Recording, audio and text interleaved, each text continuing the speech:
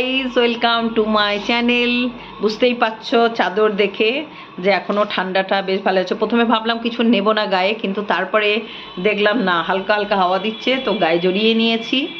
আর সকালবেলায় শীতের আমেজ বলতে প্রথমেই যেটা হয়, এই যে দেখো কাপটা বেশ দেখতে সুন্দর না, বেশ হাঁকিবুকি করা আছে, হরিণ ফরিণ আঁকা আছে। আর এই যে দেখো, এটা দেখে কি মনে হচ্ছে লাল চা? না, লাল চা না, এটা হচ্ছে ব্ল্যাক কফি, যেটা আমার খুব প্রিয়। এক সিপ খেলাম। এবার তোমাদের সামনে যেটা করে বলবো যে শীতকাল মানেই অনেক কিছু খাওয়া দাওয়া, অনেক কিছু খেতে ইচ্ছা করে, খিদেও পাই, কিন্তু সব থেকে যেটা আমি বেশি খাই সেটা হলো এই যে কফি। আমাদের বাড়ির অ্যাকচুয়ালি সবাই খাই, মানে আমি একা বললে ভুল বলা হবে। তো যাই হোক, সকাল সকাল নিয়ে বসে গেছি। অলরেডি এই যে দেখো কড়াইয়ে বসানো আছে, রান্না অলরেডি হচ্ছে। তো সেই মতো করে এখনও রান্না করিনি, মানে কেবলই শুরু করেছি। তো এই কফি খেতে খেতে ভাবলাম তোমাদের সঙ্গে একটু আড্ডা মারি, তাই চলে এলাম। কারণ আড্ডার গল্প করতে তো বেশ ভালোই লাগে, তাই নয় কি? তো দেখলাম যে আজকে আর সেরকম কোনো কিছু নেই, বসেই আছি আর কফি খাচ্ছি। তো এই কফির ভিডিওটা তোমাদের সঙ্গে শেয়ার করি। তোমরাও কি সকালবেলা এরকম খাও বা কি করো? মানে ব্ল্যাক কফির কিন্তু অনেক গুণাগুণ, বেনিফিটস আছে এর মধ্যে, তুমি এনার্জি পাবে।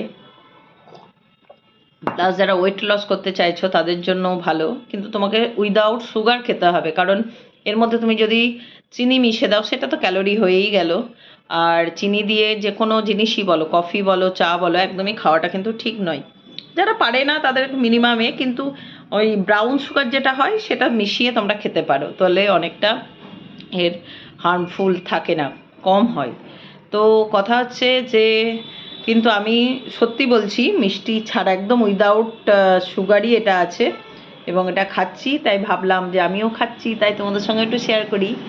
আর তোমরা সকালবেলায় কি খাও? সকালবেলায় কি চা খাও, না কফি খাও, না বোনভিটা খাও, না কমপ্ল্যান খাও? কি খাও একটু জানিও, তাহলে ভালো লাগবে।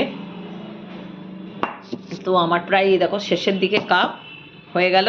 এবার আমি ঢুকে যাব রান্নার দিকে, কারণ রান্নাটা শেষ করতে হবে।